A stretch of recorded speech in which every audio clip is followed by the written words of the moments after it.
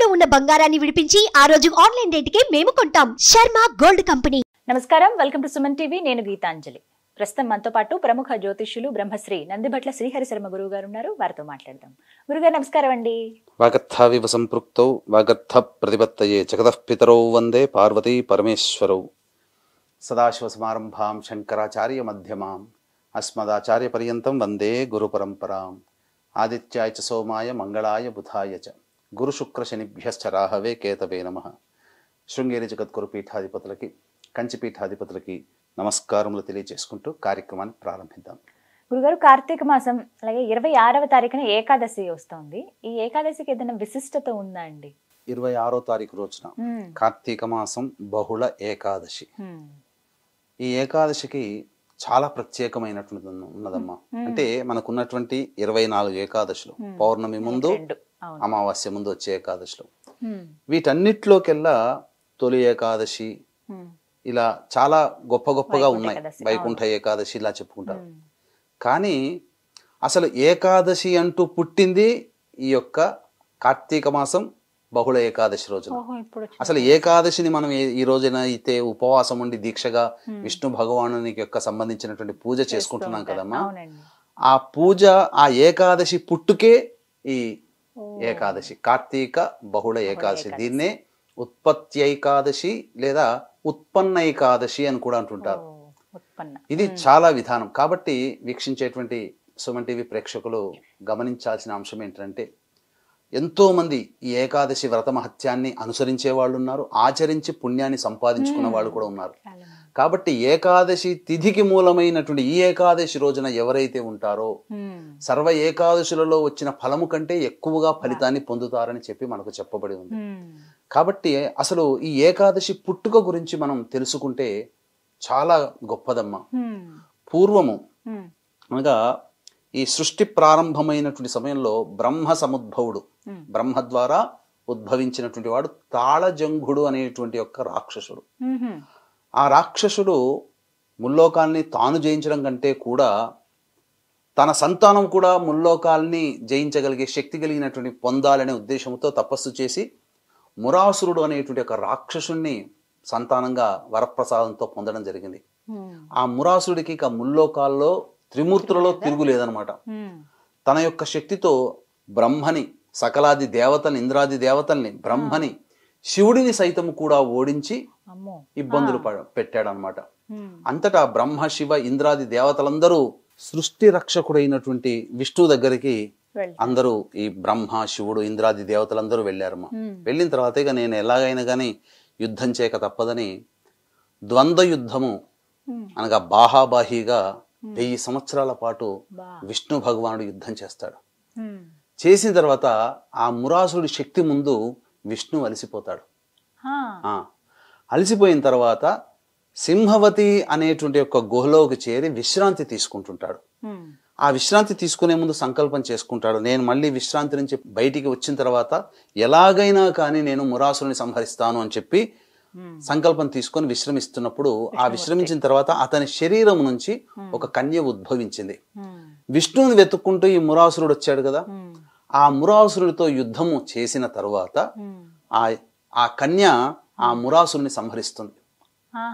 సంహరించిన తర్వాత విశ్రాంతి నుంచి మేల్కొన్నటువంటి విష్ణు భగవానుడు మురాసుడి కోసం చూస్తే అక్కడ మురాసుని మృత శరీరం కనబడుతుంది, ఎదురుగా కన్య కనబడుతుంది.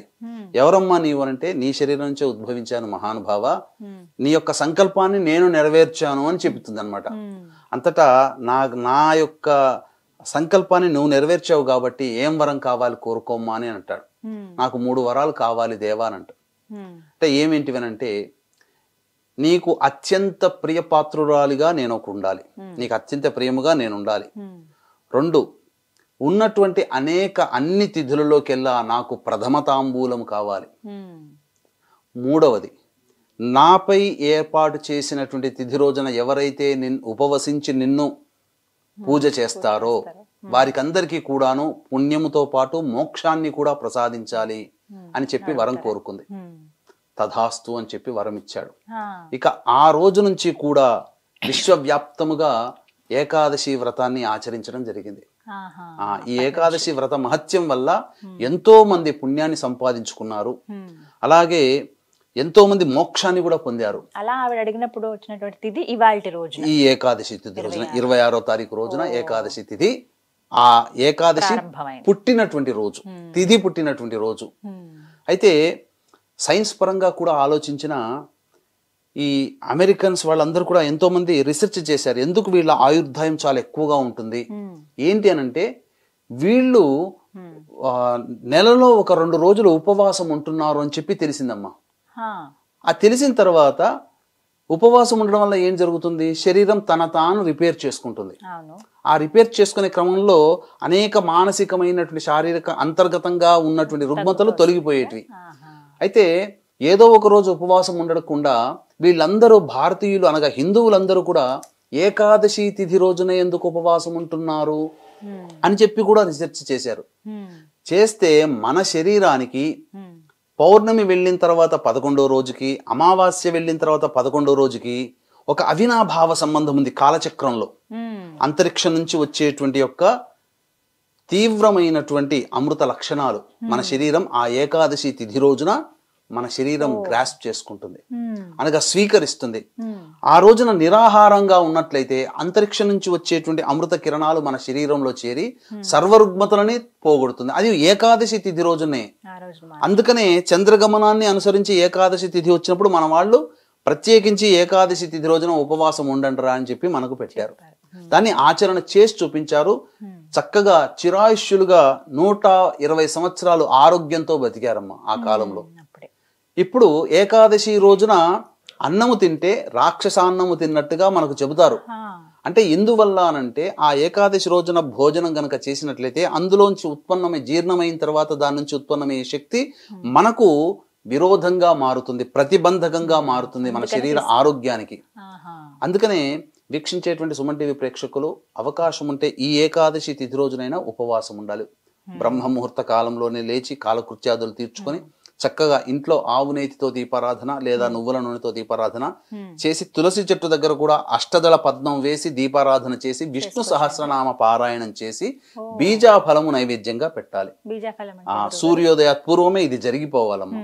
అప్పుడు ఉదయిస్తున్నటువంటి అరుణారుణం రూపమైనటువంటి సూర్యుడిని నమస్కారం చేసి సూర్యాష్టకం 6 సార్లు పారాయణం చేస్తూ, ఇక ఆ రోజు పర్యంతం ఆ తిథి ఉన్నంత వరకు కూడా, ఏకాదశి తిథి ఉన్నంత వరకు కూడా పథ్యము అనేటువంటిది చేయాలి. లేని అనగా పథ్యం ఉండలేదు. నైవేద్యంగా పెట్టినటువంటి బీజాఫలం అంటే ఏదైనా సరే గింజ ఉన్నటువంటి ఏదైనా పెట్టవచ్చు, ఆవు పాలైనా పెట్టవచ్చు. తాడేపల్లి మహానుభావులు బాలా త్రిపుర సుందరి ఉపాసకులు తాడేపల్లి రాఘవనారాయణ శాస్త్రి గారు 27 రోజుల పాటు లలిత అమ్మవారి ఉపాసన చేస్తే ఆర్థికంగా శక్తి లేక కేవలం మంచినీళ్లు మాత్రమే పెట్టగలిగారు. కాబట్టి ఆ మంచినీరే తీసుకున్నారు ఆయన. కాబట్టి శక్తి ఉన్న వాళ్ళు, శక్తి లేని వాళ్ళు కూడా అమ్మవారిని అయ్యవారిని ఉపాసన చేయవచ్చు, కానీ వారి శక్తికి తగ్గట్టుగా నైవేద్యములు పెట్టుకోవాలి. కాబట్టి ఇదే పెట్టాలి నైవేద్యం పూజలని ఎక్కడ మనకు చెప్పబడలేదు. కాబట్టి ఆ రోజంతా కూడా ఉపవాస నియమాన్ని పాటిస్తూ చక్కగా ఆ ఉపవాసము అనేటువంటిది చక్కగా చేసుకొని, ఆ రోజు వరకు కూడా కఠిన ఉపవాసం ఉండే వాళ్ళు ఉన్నారమ్మా. అనగా ఆ నిర్జల ఉపాసన అంటే మన నోటిలోనే ఉన్నటువంటి అంగి అనగా లాలాజలం కూడా మింగకుండా కఠిన ఉపవాసం ఉండే వాళ్ళు కూడా ఉన్నారు. కేవలం పండ్లు పాలు తీసుకొని ఉన్న వాళ్ళు ఉన్నారు. ఆ విధంగా ఉండి తెల్లవారి ద్వాదశి తిథి ప్రవేశం చేసిన తర్వాత అప్పుడు మళ్ళీ విష్ణు భగవానుని ధ్యానం చేసుకొని, మళ్ళీ అప్పుడు వంటకాదులన్నీ అయిన తర్వాత అప్పుడు ఒక అభ్యాగతుడికి, ఎవరికైనా బ్రాహ్మణికనే నియమం లేదు, ఎవరు ఆకలితో వచ్చి అభ్యాగతో విష్ణు, ఎవరు అభ్యాగతంగా వస్తే వాళ్ళు విష్ణు స్వరూపం, వాళ్ళని సాదరంగా ఆహ్వానించి వాళ్ళకి పాద ప్రక్షాళన అవన్నీ చేసి వారికి భోజనం పెట్టి, తర్వాత యజమాని గనక భోజనం చేస్తే సాక్షాత్తు విష్ణు భగవానుడికే భోజనం పెట్టిన పుణ్య ఫలితం మనకు దక్కుతుంది. ఇది చెయ్యాల్సినటువంటి విధమ్మ. కాబట్టి ఎవరైతే ఇటువంటి విధానాన్ని అనుసరిస్తారో వారు నిజంగా పుణ్యాత్ములే అని చెప్పవచ్చు. ఎందుకనంటే మహోత్కృష్టమైనటువంటి ఏకాదశి తిథి వ్రత మహత్యం అమ్మ ఇది.